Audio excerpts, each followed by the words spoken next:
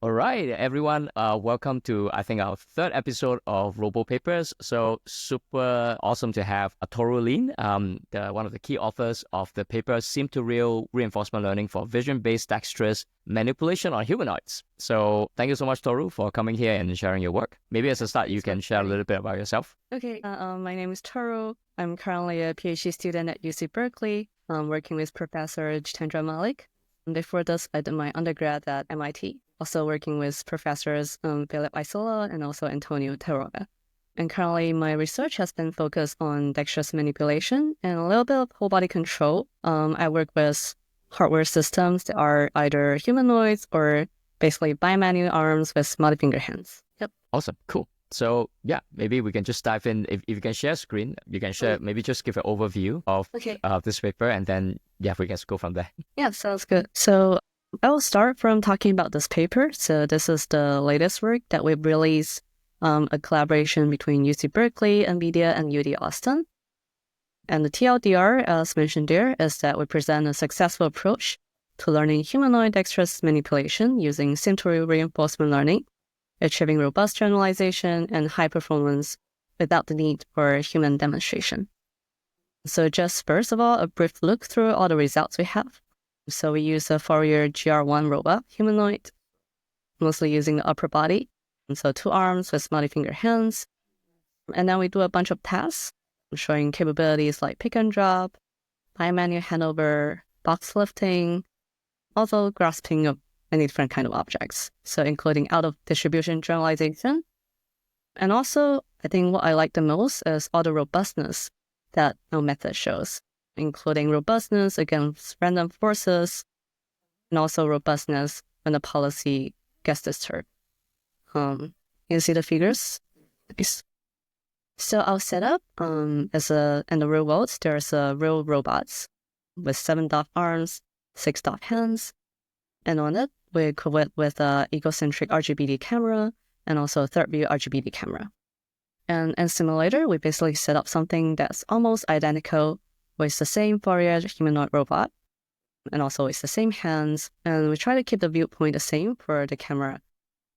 And I will explain later on the details of perception in the task or the policies. So why do you need the third view? Yeah, that's a very good question. So actually, it's for perception. So I think a lot of people would think that egocentric camera might be enough. But in practice, there are several downsides that we found with egocentric camera. So first of all, the field of view is actually very limited. So you can imagine for a task like handover, where you really have a longer range of work place, you need the camera to see further.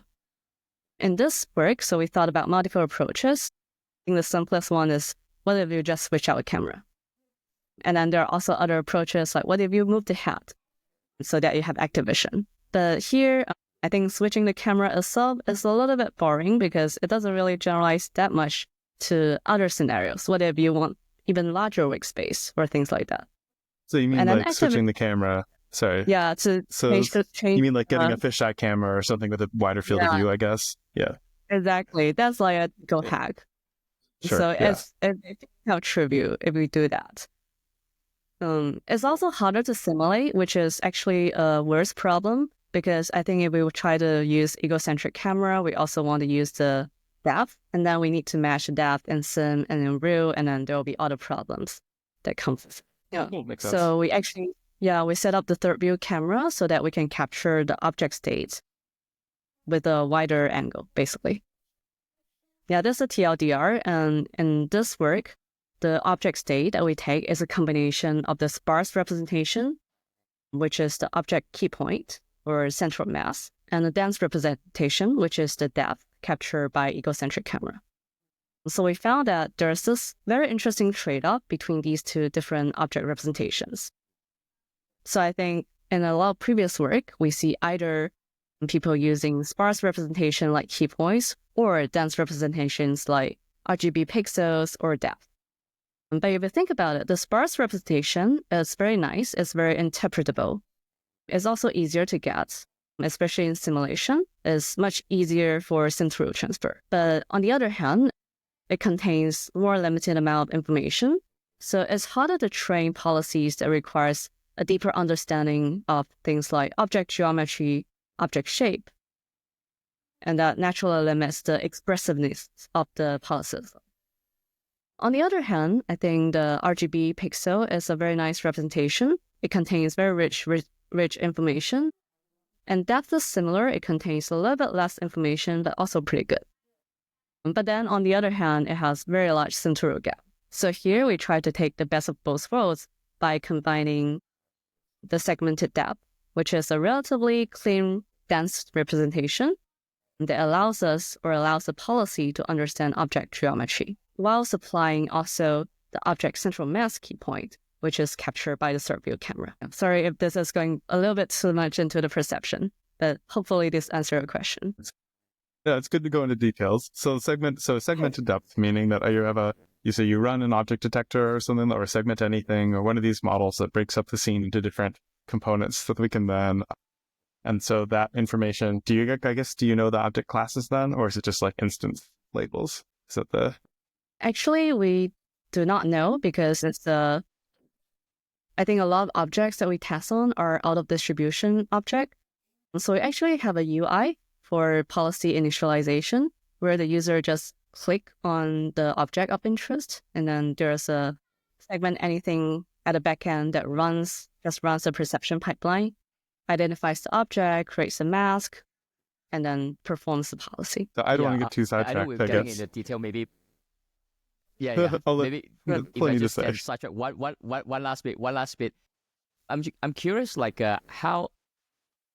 I didn't quite see in the paper whether like you I know there's a lot of like different ablations tests you've done. I wonder what would happen if your third view camera were actually not exact, like were to move a little bit, like, how robust would that be, you think? That's actually an interesting question. I didn't really test it. My guess is that the third view camera's calibration is actually pretty important because we use that to capture the object center mass. And then the randomness is captured a little bit because we do domain randomization on that in terms of like, so basically we add white noise to the observed object central mass. So the XYZ, we add like 2 centimeters range of white noise. So that's, I think, the amount of noise that is able to tolerate. We haven't really tested further than that. And then I also have an automatic calibration pipeline to convert whatever object coordinate you see in the camera view to the simulated or the 3D coordinates in the simulator. I usually keep it fairly accurate. So I think it's basically I try to keep it as accurate as possible so that the policy can be deployed robustly. Actually, I think practically, what I found is that if the calibration is off, which is, I think, the scenario that you mentioned, basically the object perception is off. And then you can see policy running like, oh, there's actually object here on the slightly left-hand side.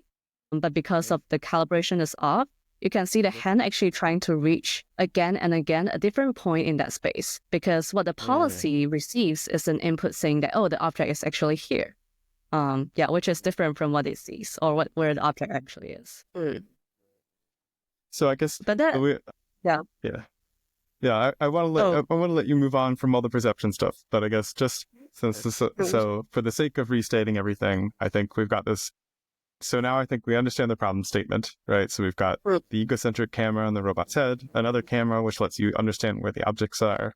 You're testing on. You've got this Fourier DR1, which is a nice humanoid with 2 dexterous hands, training sim to real, and we've got you're taking and you're segmenting the point cloud, and you're dealing with out of distribution previously unseen objects, so you don't know anything else.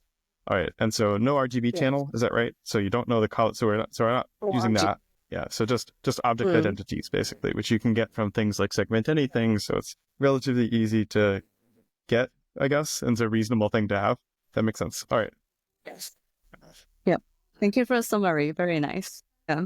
And I guess RGB in a sense is implicitly used because to run segment anything, we have an RGB view. But then basically to the policy, there's no RGB. Yeah, maybe yeah, totally. Nice. If you were mentioning earlier on, if you can give some background as to the early motivation when you guys set up like this paper. Yeah, sounds good. So Now that we have an overview of this work, I will talk a little bit about this history, or my history of how I arrived at this work. So let me share another paper first, which is a paper called Learning Visual Tactile Skills with Two Multi-Finger Hands. My journey actually started here. And the TLDR of this work is that it's really about how we hack up this teleoperation pipeline. We repurpose two prosthetic hands and build a system. We try to do teleoperation with it, collect the visual tactile data, and then train some pretty dexterous looking policies, as you can see here. Actually here. Yeah. So things ranging from wine pouring to steak serving, and also handing over a slippery banana. I think a lot of people don't usually realize how challenging this task is because the banana is actually a toy banana that's very slippery. And for a gripper to grasp it, it's actually fairly challenging. But here you can see the stability that is offered by hand. And also other things are block stacking. And then, I will just run over these policies again. So I think that was a pretty nice little project that I did in the space of manipulation with bi-manu multi-finger hands. And then I think last year was also particularly interesting because a lot of people started looking into this whole building teleoperation system and then learning from demonstration paradigm. So I did that and I found that it's actually pretty nice. You can just collect data and then you train these very fancy looking policies in a short amount of time. But then as I work longer with these systems, I realized a big challenge or a few limitations with this teleoperation and learning from demonstration paradigm, which is that in theory, I think it's easy to solve the problem. For whatever task you can think of, you just build a system, you just do teleop, and then for tasks you cannot solve, you just keep collecting more data. You just train an expert to do better, you just train a teleoperator, and then you can learn the policy. But that's all in theory. In practice, what I found is that there are actually many challenges. So first of all, there are a lot of tasks that cannot be teleoperated or are very hard to be teleoperated. So things like screwing open the bottle cap or things like that. Another challenge. Those? Sorry? What makes it hard to teleoperate those specifically? Wow, there are so many things. So I think first of all, teleoperation with hands is kind of like an open problem. So in the past year, I'm sure you also saw a lot of different works in this space. There are people who try to use VR, try to use exoskeleton-based system or mocap glove or other things. But it's always very hard to translate faithfully from a human hand to a hardware hand. I think partly it's because we have limited hardware, and partly it's because there's just this retargeting gap that's very hard to overcome. And then there are all these like latency issue. And then there's also like the training curve you need to train a teleoperator to actually do teleoperation with these different devices. It's like playing a game. You need the training time to actually have experts to operate the systems. In practice, I think it's harder than people thought. So I don't think I saw anything that's too dexterous so far. Even for demonstration that I've seen with dexterity, there are also problems like latency that I mentioned, and also with human teleoperating, you always have some suboptimality because humans will be hesitant, humans are not perfect, the trajectory might be not smooth, might be not consistent, and there are all sorts of issues like that. So those are the things that I run into. I did this project. I'm not sure if I had the same experience or heard similar stories. I imagine it's a very big UX challenge, like for some of these very dexterous tasks. Even with let's say a VR headset, basically you have a bunch of buttons, but you can't express like the full dexterity and all the degrees of freedom that human hands have. Like you say, it's definitely an open problem. And of course, it's so costly to run real world hardware and then get the humans involved. Yeah, exactly. Definitely very costly. Yeah, exactly. And then another problem that I realized is how hard it is to actually get the amount of data to generalize. So I think last year, Aloha from Tony was really popular. And then he also tried to scale up the system in another work called Aloha Unleashed. It's also a really nice work that I really like. But when I look at some of the tables showing the amount of data they collected for a task and the corresponding success rate, it's also kind of pessimistic to me because I remember there was this shirt folding task, which they label as easy. It's not even the hard version. And they collected like 8,000 plus trajectories of it. And the success rate was like 75%. Yeah, so to me, especially as a PhD student, I don't really have access to industrial hired teleoperators. So to me, I was like, I'm not going to do this forever. I don't want to collect more data. And that also kind of relates to my own experience of doing this work. So when we collected these data, we actually realized that there's this expiration dates of each data set that we collect. So one example is that if we collect the data sets, say 100 trajectories of handing over banana, if we do it in the morning, if we train a policy and deploy on the same day, it usually runs smoothly. But after a few days, it just stopped working.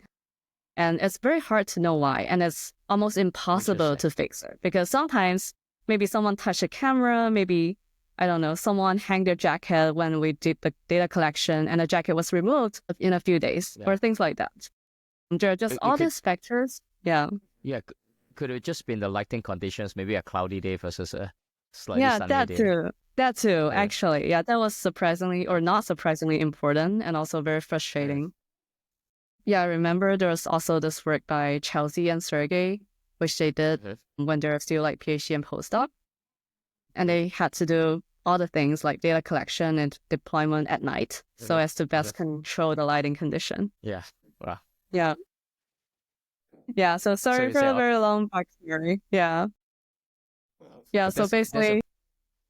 That's a very good motivation to go to Sim to Real. Yeah. Get rid of the humans. Thank you. Yes. Well, I felt exactly the same, and that's why I went into RL Sim to Real. Yeah, so I did another work, which is called Twisting Lists Up with Two Hands. This is kind of my first dabbling into this space, into this approach. Basically, just wanted to see how far we can get with the resources we had in academics, with the robot and the engineering capabilities and the amount of GPUs we have, how far we could get. Because I think it used to be a case where when people think about imitation learning versus RLSM to Real, a lot of people advise me against working on RLSM to Real. And usually they will cite examples like the OpenAI Rubik's Cube, because I think a lot of people know that it's a really amazing work, but there's also tons of engineering that went into that work. So I remember even since my undergrad time, there are professors saying that, oh, of course it works, but it's really overfitting to that single task, that single scenario, with all this engineering that went into modeling, closing the gap and all that. It's impossible for a PhD student to do it. Yeah, so I think that was the sentiment. It's getting better. It has gotten better because I think RL Sim to Real has been more, even kind of a standard approach today for things like locomotion and whole body control. Not so much for manipulation, but I think more people are looking into this space. When I started working on this, it was still considered very challenging. Yeah, so we basically pick a task that people thought was very challenging and we ourselves couldn't really teleoperate. We couldn't do imitation learning with. So we chose this task of twisting and we built a pipeline. That's basically the standard Sim to Real pipeline where we define the environment, we train a policy in the sim, and then deploy in Real. And then after this work... Does it have RGB data? Is this a visual policy that it's learning? I see the biotac sensors on the end, so tactile at least. Is that right? Actually, no. Yeah, this is pure robot proprioception, which is also pretty interesting that we got it to work from pure proprioception. Yeah. We found that, even with just proprioception, not only is this capable of doing this task, it's also very robust. Again, against the force perturbation. It also has a bunch of emergent recovery behavior, which I found very interesting. And also, I was really surprised. And I think this is one of the works that convinced me that I want to keep doing RL because this is where you see all these very interesting behaviors. Yeah. And So in then this case, But the you're let doing, some but you are setting- segmenting it now. Okay. Yeah. That's just and actually, since that's when I started doing the segmenting. But in this work, we didn't really use the vision part, which is like any RGB pixel or depth pixel. We simply used 2 key points to represent the object. But it was fine in this task because we're just dealing with bottle-like objects. Yeah. So that was the backstory of that led to this work. So basically, after the twisting work, I realized that, oh, this is actually doable. But then because each project has a scope, so for last work, I basically just stopped at the point where we were able to get the policy working. We were able to show these capabilities, but there are still a lot of things that I felt could be improved. So I basically worked on that further and basically kept improving every component of this pipeline, which became the method of this latest work that I'm introducing here. So basically, for every bit in a SimThrough pipeline, I had a little bit of improvement. Basically, just want to make the whole pipeline more practical, more scalable, more useful generally. Because I think after last work, I still heard a lot of complaints of, how a lot of things are just overfitting to a single task, how you're using a more tested hardware, that you're not really putting much effort into things like real-to-sim modeling or generalizable reward design.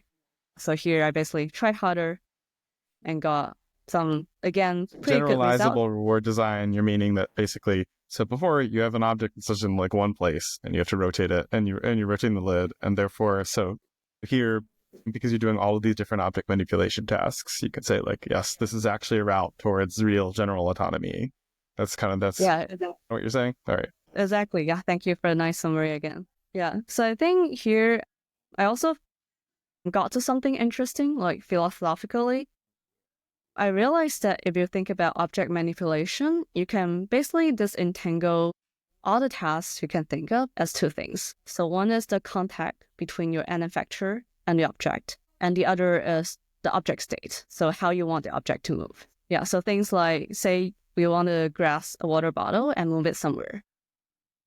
If you think about these task sequence, you can basically decompose it into contact goals and object goals. So you can start by saying that, I want my fingers to touch the bottles in a certain way. And then that's a contact goal. And once you reach that, you care about the object goal, which is the object being moved to a point in space that you desire. And then later on, if you want to do longer horizon policy, say handover, you define the contact goals again, and then object goals again. And I realized that if you just follow this principle, you can go pretty far with reward design. So that's actually how I design a reward for things like handover. In a relative short amount of time, I would say. When a lot of people would tell me that, RL is impossible, it's very hard to design reward. But here I realized that it's not necessarily the case if you find a few general principles. Tori, It's can really I nice. ask, like, so it... sorry. Cool. So, Tori, so this paradigm of using, let's say, contact points and then also this object state, right? Do you think it also translate well if the object is deformable, like clothing and things like that? Yeah, that's a good question. I think actually for the reward design, I will say it's still relevant. Yeah, I think what you need to care about is more on the policy side, but not the reward design side. Because even when an object is deformable, say a piece of cloth, you can still define contact markers like what I did in this work. You can define, there's the color, which is a few points or a point on this object that I want to be in contact with. And you start with that. And similarly, you can define some point on the object. You can track their states and you can say, I want one corner or the other corner of the cloth to be at XY position in space. And you can have a policy that tracks that. I think the challenging part lies in, after you define that, how your policy, your actual control policy, is going to reach the goal. And because the objects of interest might be soft body, might be deformable, it's harder to do that because the point that you care about, the point where you define the reward design, the point that you define reward on might change a lot over time. Once you touch it, it might move to another place. So that creates more problem for the control policy. Yeah. So I think that's actually the larger challenge, but not really something intrinsic about the reward design. So do you need to know like what specific points to grab the object to make this work? Or is it like something like for the handover, is it just like anywhere on the object is fine? Or is it something I can like ask an LLM or VLM to fill out for me? I'm just wondering how easy it is to do, I guess. Yes. Actually, extending to having an LLM or VLM generate these contact points is a very nice idea. But for this work, what I did was I procedurally generated this marker. But I think there's a very interesting ablation study in this paper that I did, which is if I generate the marker at different places, for example, on a box, then you can see the policy also learns to grasp onto different places on a box. So I will say the marker's position or the contact markers is kind of arbitrary. It really depends on where you want the policy to touch. And for the handover, it's the same thing. It really depends on how you want the robot to hand over, whether you want it to grasp at the midpoint of the object or the side of the object or somewhere else of the object. You can just put the contact marker whatever you want it to be. It's kind of like you're mentally teleoperating the whole sequence, but with less effort. You just specify where you want the contact points to be at. You tell the policy to do so, and then it learns to follow. Very nice questions. Yeah, Toro, actually, maybe you're about to talk about this already. One of the most interesting that I find in your paper was your auto-tune modeling. So how you basically go real to sim and basically don't have to hard code anything. Yeah. Could you talk a bit about that, like how the experience went? Yeah, so that's a good question. So first, I will talk about the motivation of this. So one feedback I got from my previous work was that maybe the work was only possible because you're using a hardware that a lot of people already built model for. So I was using Allegro Hand specifically, which was tested with Sim2Real. So there are all these parameters in Sim and also in URDF, things like joint stiffness, damping, and basically when you do URDF, when you do robot modeling, you try to model each link or basically each rigid body parts on the robots and also each of the joint linkage of the robots. And so I think in the past, people spend a lot of time tuning things like the upper limit, lower limit, the origin of the links, the mass of the link, and all those parameters. I myself also did that. I found it to be very frustrating.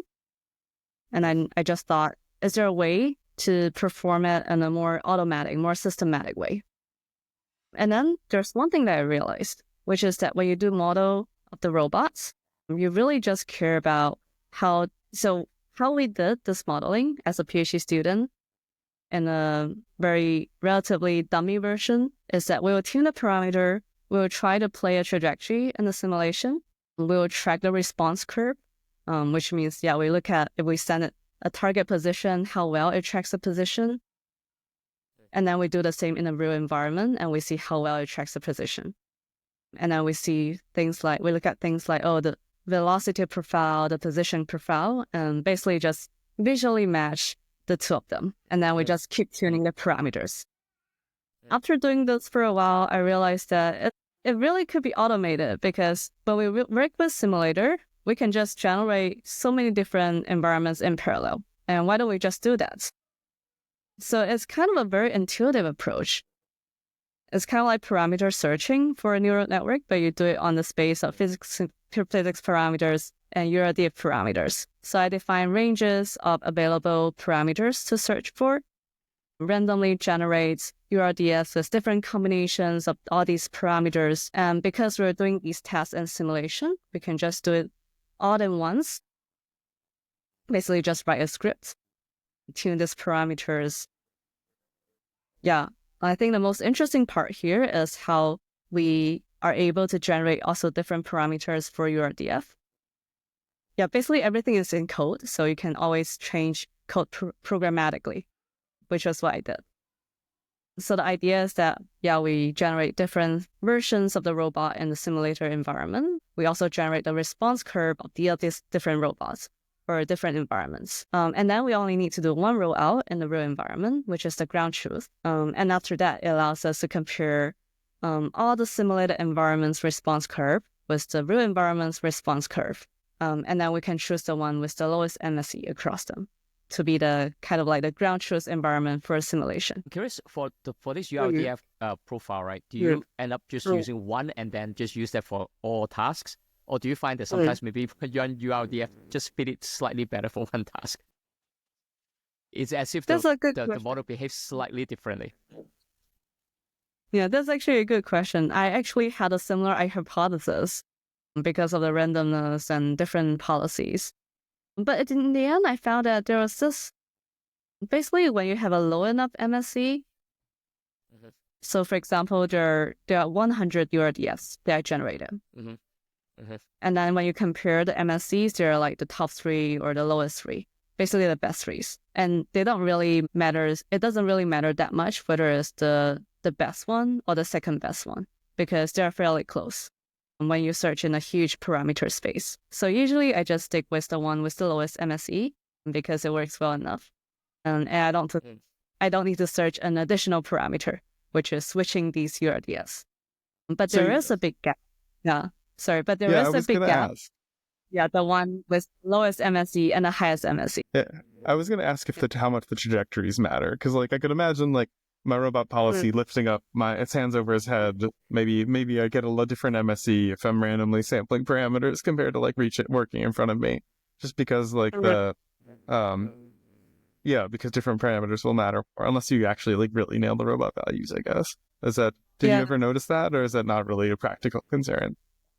Yeah, not really. I guess one technical detail might be pretty crucial here, which is that when we take the task trajectory, so we have this fixed task trajectory on which we calculate these robot response curve matching. So when we define that trajectory, we try to cover, first of all, we try to cover a lot of the workspace. So we try to reach a huge amount of the space.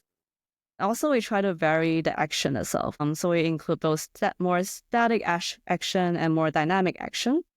So I think that coverage of the state space or the state action space allow us to get pretty accurate MSE in terms of defining how well these simulated environments reflect the real environment.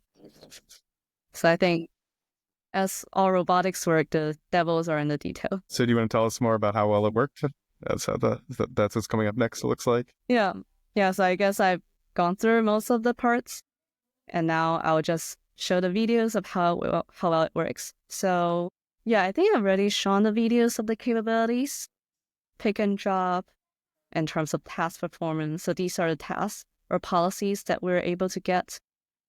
Handover, lifting with spline menu, and also grasping of different objects. And one thing I wanted to note is that the one thing I wasn't too satisfied is the dexterity of these hands. So I think they look really nice and they're relatively pleasant to work with. But unfortunately, I think their degrees of freedom is still pretty limiting. There are basically 6 off hands. So yeah, when I wrote the title, I felt a little bit complicated because I really, in my mind, I really don't think it's that dexterous, but it's also as far as I could push with these hands. Yeah, so if you know any more, meaning like 1, 2, 3, 4, 5, and then 6. Is that right? That's it. So yeah, 2 offs in the thumb, and then 1 each on other finger. Yeah. So you can imagine that as. I think the most useful applications that I found for these hands are pretty much all grasping adjacent task. It can't really do like holding a fork or do things like that. Right. So to contrast with, so you were showing the video from your the unscrewing the lids, which is with this much uglier looking older Allegro hand, right? But like that one, you really can move everything. Yeah. Exactly. So it's like unfortunate trick. I think these hands look really ugly, as you said. I totally agree, but they're much more dexterous.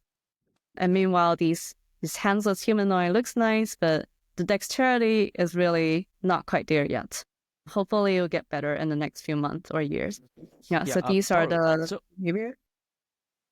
Sorry, I read in your paper you mentioned something about like basically training using task-aware hand pose as priors. And you mentioned something in the paper that is pretty important. So could you talk us through a little bit about that? Like what exactly is task-aware like hand pose? Actually, yeah. That's a good point. So basically I use this term because I really want to differentiate this part of the method from things like initializing from a full demonstration trajectory, or really a data set of curated pre-grasp, which is what I think people had used previously to accelerate the sample efficiency of RL policy learning. So what we found is that instead of doing all that, for which you really need a lot more engineering efforts, what you can do is simply, it's kind of like pre-grasp, but I will say it's a more free-form representation than pre-grasp. You can just have a human connect a TLOP in simulation. You have a human play around the object just to collect some task-aware hand-post initialization, which means realistic placement of the wrist around the object that a real human will do. So that might sound a little bit stupid, but in practice, we found that that really simple thing could accelerate policy learning by a lot. I think it would just reduce the exploration space drastically. I think additional benefits are like, you don't really need specialized data set. You don't need to download mocap data to get the pre-grasp. You also don't need people to just carefully learn about teleoperation, learn about performing the task to do a full demonstration collection. I think anyone could do it. Also, it's a really short amount of time. You can just play around in the simulator, put your hand around the object for like 1 minute or so, and then you get these nice initialization data. Yeah, so I guess in layman's term, if I can just like restate what you said, so it's kind of like you get the humans to do something in simulation where you just roughly learn where would humans even put their hands, but just roughly speaking. And then that already limit a lot of the, like, shrink your whole search space or exploration space so that you don't have to run so many simulation run. And then from there on, the detailed stuff can just let the simulation do its thing. Yeah, exactly. So I think the lesson that I got is that a little bit of human prior, just a little bit of it, can really speed up policy learning by a lot, can really help with exploration. And you don't really go over the board and do fancy things. And this kind of simple initialization is really what can help a lot. How long does it take to train the policy like this? How many GPUs do I need? So for the grasping policy, it's actually relatively short, as I think I train on 8, I train on 4 L40s. And then for less than 24 hours for each of these grasping policies. For lifting, it's similar. And then for Hanover, I think I train it for a little bit more, 2 to 3 days. But I think what's interesting about the Hanover policy is that because I think the state that gets you to the successful trajectory is relatively sparse, it's still a sparse reward task. So it's really like either you get it, and once the policy get it, it learns really fast. So you see a step curve kind of training curve where there's a long period of 0 reward and suddenly it shoots up. And after that, it's just all success. And because of RL, there's really no way to predict when it will get to the point where it reaches that moment of joy. So sometimes it's 1 day, sometimes less than 24 hours. Sometimes it's 2 days. This again comes down to exploration, basically, because like the handover is like a longer horizon task, and it's just harder to get the exploration right. It's like these the initial guesses and all don't help quite as much, I guess. Is that right? Exactly. Yeah, it's all like the same problem you get with RL. Yeah, makes sense. So, okay, earlier you mentioned these are out of distribution objects. How many grasp policies did you train? And like, what are they, and what does each one do, I guess? Small objects versus larger, is that kind of, So they're actually all the same policy. Okay, so right. just one single grasp policy. I think, for example, all these 4 videos shown here comes from the same grasp policy. I think an interesting thing, maybe it's something with RL sim2ru, is that sometimes there are a lot of bad policies that can't really be sim2ru, can't really do grasping. But once you get a successful policy, once you get a really nice policy, it's capable of doing everything. Yeah, like winner takes it all, I guess. I think once it learns the right distribution of object, the right behavior patterns, then I just keep using that policy. Yeah, it does amazing work like this, grasping out of distribution objects, grasping very small objects. I think I really like the finger movement of this, where it adapts to the sizes of different objects. And also the emergence of different grasp patterns depending on the object state, which means it's actually really adapting to different object states that it perceives. And also, of course, robustness and recovery that I also really like from Can we different ask a tasks. really unrelated question? So I'm assuming this is like the Gear Lab kitchen. There's like a tether tied to the drawer back there. Were you trying to open that with this policy too or something? Is that a... Yeah, actually, no, Yeah. that's very good question. That's a your kitchen indeed, Yeah. but no, I wasn't really trying to do that. Okay. All right. It could Go also, on. yeah, I didn't even notice before you mentioned it. There's Yeah. like the blue tape and everything too. You can tell someone was running some experiment before you took this. Yeah. Yeah. Yeah, actually, now Gosh. I've noticed. Yeah, maybe it's the education learning policy where we need a marker. I don't know. Yeah. Yeah, It happens. Yeah.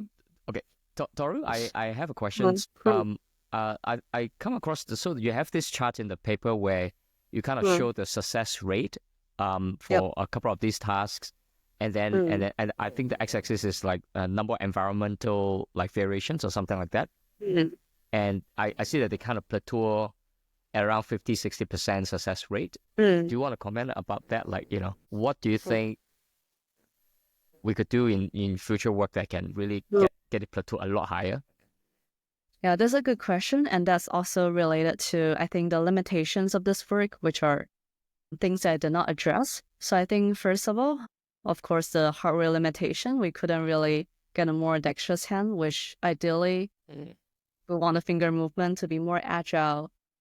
We want the degrees of freedom to be more so that it's capable of really grasping more objects and handling more different shapes. So that's one. And the other thing is that in this work, I really didn't do anything other than domain randomization to close the sim-to-root gap. Yeah, so I think all I did was to randomize on things like object position, the observations, the robot masses, robot damping, stiffness, and all that parameters. I think there are more recent works that try to more explicitly address that by doing things like doing, for example, online explicit SysID. That maybe there's a more accurate physics model that the policy can be used to do the policy rollout better. Yeah, or other things like randomize with a smarter domain randomization noise when you do the policy training by doing some tests first to identify the actual gap between the sim and the real so that you don't really over-randomize, which means that sometimes for some of the parameters in sim, maybe you end up adding too much noise. And the result of that is that even though the policy could be sim-to-root transfer, because your data distribution covers the real physics, but because of the noise you added is a little bit too much, the policy you learn isn't really optimal. You can imagine that if you are in a very noisy environment, the best you can do is to learn an average policy that can address to all the environments quickly, but it doesn't really excel in a lot of these environments. Yeah, I was wondering also like this real to sim setup with the auto tune model.